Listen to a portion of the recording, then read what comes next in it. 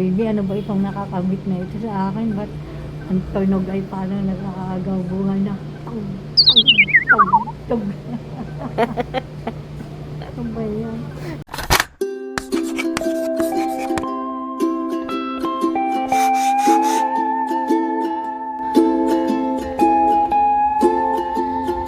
So pretty. Wow!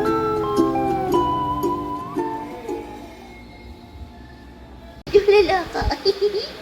May tinanahan ng pony. Uy.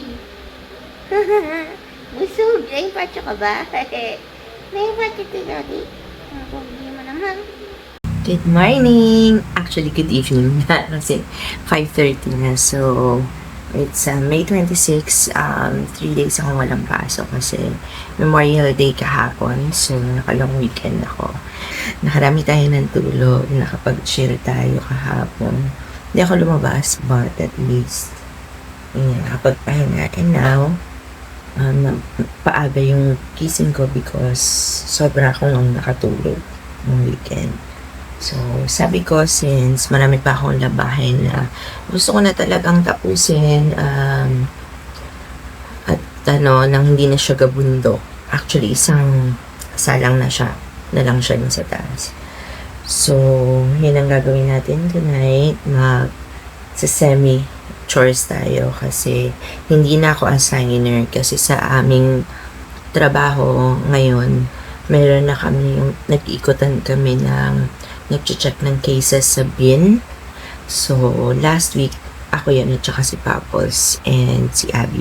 Hinelp niya ako kasi yung kapartner ko ay nagpunta sa Japan. So, this week, iba na yung toka.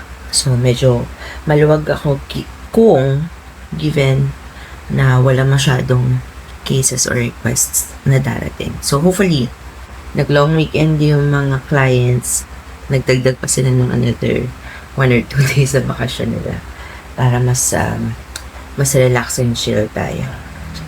But basically, this is the start of my work week and next week pa yung return to office ko. So, gusto ko lang pakita sa inyo yung typical na day ko when I'm working from home, right?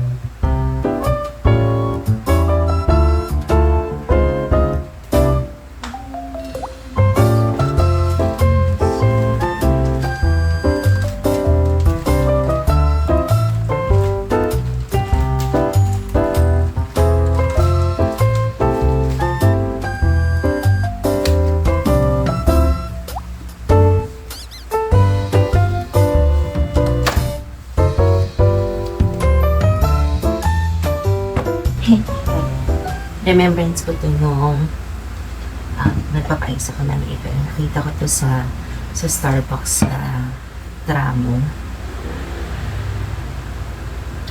Meron tong takip, tapos meron siyang cute na aso sa ibabaw. Mantik pang makuha ng iba. Tapos nag-iisa na lang siya. Good thing, binitawan ng batang babae. Tapos sabi niya sa mga friends niya, pag binili niya daw yun, gusto daw niya, pero pag binili niya, wala na siyang pera for the next few days. Actually, same kami, pero masalimuwain siya ako hindi. Kasi na-threaten ako na baka kunin. But actually, binitawan niya, tapos nagtatawanan sila. Tapos, hindi nung tinanong ko, nung sabi wala na last week na. Lagi naman nata sinasabi last week. Nagmadali ako.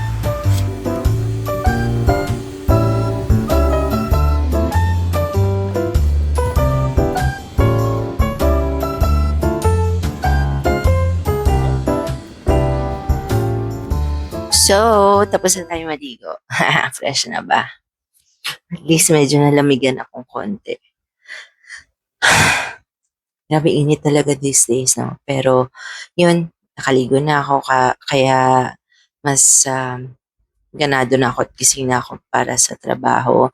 Napasyal ko na din si Bestie, tapos iniisip ko kung kakain ba muna ako kasi medyo tinatamad ako magluto. Tapos, wala na rin akong pampa-deliver. Tapos, nagsuot lang ako ng bago kong dress. Bago to hindi ko pa nabibinyagan. Dapat susuotin ko to nung team building namin, kaso sa dami kong, inimpake, nalimutan ko siya.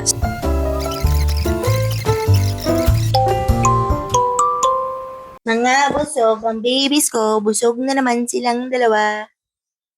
Right? Kuya. Pula ng lips. Diba? Work muna ako.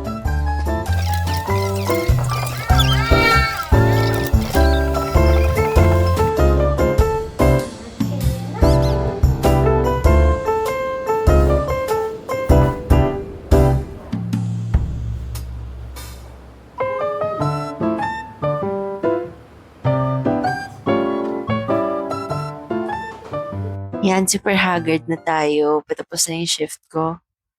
Meron na lang akong 11 minutes.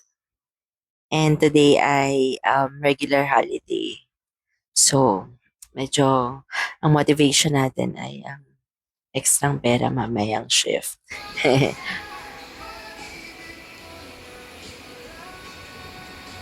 Ha? Ayoko nakakain. Bakit? Kailangan. Hello! Saturday night ngayon. And sabi ko naman sa inyo, very chatty tong video na to. Gusto ko lang magkwento sa inyo after kong mag-take ng sobrang habang ligo. As in, dinipin ko yung katawan ko dahil sobrang daming ganap nung Friday. Story time lang.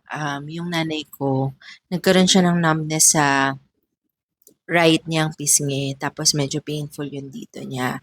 So, tinakbo ko siya sa emergency ng Infant Jesus, yung favorite naming hospital. And ginawa yung stroke test sa kanya, plus chinek yung vitals and some laboratory tests. Walang need para sa CT scan kasi hindi naman siya disoriented, walang paninikip ng dibdib, sakit ng likod, ulo, or wala yung mga signs na magtuturo na maaring stroke or cardiac arrest, yun na early stage. So, good thing nakapasa naman si nanay. So, Friday yun, patulog ako. Bigla siyang nag-message ng, ambe, nambi yung nangingilo or, ano ba tawag yun sa Tagalog? Nangingimi kasi sa amin tawag doon eh. Pero yung, ibig sabihin, parang, basta may numbness sa right ng pisngi niya. Tapos sabi niya gano'n, kinakabahan daw siya. Ang nanay ko, bihirang-bihira yan mag-request na magpa-hospital kasi alam mo yung old school na matanda, yung ayaw talaga magpa-hospital. Hanggat maaari, hindi yan nagpapa-hospital. But nung Friday nga, wait lang, kagat muna tayo. Hindi yan normally nagsasabi na masama yung pakiramdam niya until nung Friday nga na natakot siya. So, since Pasig ako galing, hindi naman agad makakarating doon. Plus, sobrang alanganin na yung oras ng pag-book ko ng Grab from our place. But sabi ko sa kanya, huwag siya mag-alala. Kapag mag-intensify pa yung nararamdaman niya, magpabitbit na siya doon sa barangay o kaya doon sa mga kapitbahay namin sa ospital. But sabi niya, manageable nga daw, so aantayin niya ako. But good thing, yung pamangkin ko na lalaki, pumunta na agad siya sa bahay para kung ano't ano man, siya na talaga magbibitbit. Ang siste, nagkasabay kami halos. Tapos, okay naman, nakakalakad naman si nanay, hindi slurry yung kanyang voice. Like, ginawa namin yung stroke test prior dun sa pag-alis, yung ilan sa mga alam ko lang. So far, so good. But, syempre, sabi ko, ayokong itulog namin yun tapos hindi namin naiintindihan talaga yung nangyayari. Mas maganda talaga kahit anong gawin namin, magpa-check siya sa marunong tumingin. Pumunta kami sa infant and nag-ease up naman yung numbness sa pisngi niya.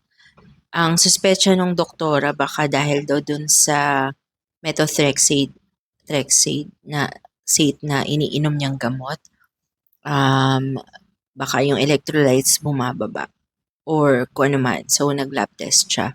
Maganda na results, pati sugar, pati basta sodium, maganda. Actually, lately, ang gaganda ng results ng labs ng nanay ko. So, okay, happy kami. Ang daldal niya, kinikwentuhan niya lahat. Yung doktora, yung nurses. So, libang na libang sa kanya. And then, pinauwi kami. Hindi kasi siya talaga para ma-alert kami or matakot. Nothing daw naman na serious, sabi ng doktora. Kasi nga, na-fall na yung legs niya, okay naman yung arms niya, although may rheuma siya, kaya naman niya. Dila niya is okay, hindi slurry, hindi siya disoriented. So, shortly after, pinauwi na rin kami.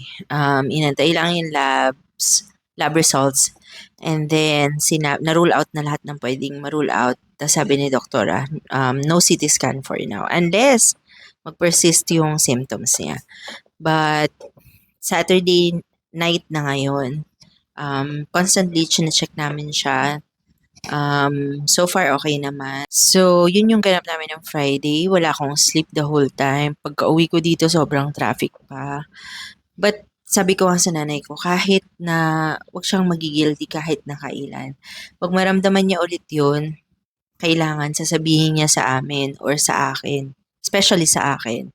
Para madala siya ng pamangkin ko. Kasi mas malapit yung pamangkin ko, mas mabilis din siya kumilos. Para mabitbit niya, tapos susunod na lang ako. So, hopefully, wag na lang sana maulit yung ganun kasi ang sad, nakakalungkot, at nakakatakot. Masakit din sa bulsa. Naawa din ako sa nanay ko, syempre, hindi yan sanay na nagkakasakit. Ang lagi may sakit yung tatay ko. So, siya yung um,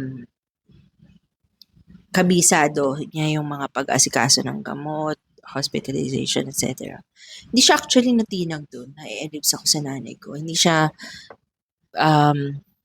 pinanghinaan syempre ng loob kahit paminsan. Natural naman yon. Pero ibig sabihin, magaling siya mag-asikaso ng may sakit. So, ilan na asikaso niya may sakit, pero siya, takot na takot siya magpadala sa ospital. So, ang ironic, di ba?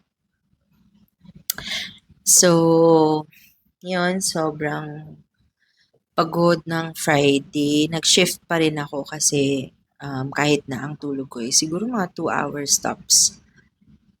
Marami kaming cases ng Friday kasi from holiday eh. So, nag-cases pa, medyo dinelay ko ng konti yung sleep ko kasi nga gusto ko talagang straight. So, naka-straight ako ng sleep kanina itong Sabado. Doon ako sobrang thankful sa asawa ko kasi, well, thankfully, ito yung mga bagay na pinagpapasalamat ko sa Mao, yung sa kawalan namin ng anak, nagagawa namin yung mga rest na needed talaga. Kasi, if it were yung entirely different story, like may anak kami, definitely iba yun. Siyempre, di ba, sikasuin ko rin yung anak ko. Hindi rin ako basta makatakbo sa nanay ko or to the rescue right away, di ba? Na fitting na rin. I mean, bad siya na rason for bad siya na rason para ma-appreciate mo yung bagay na yun kasi gusto ko naman ng kids talaga eh. But, okay din siya, advantage in a way.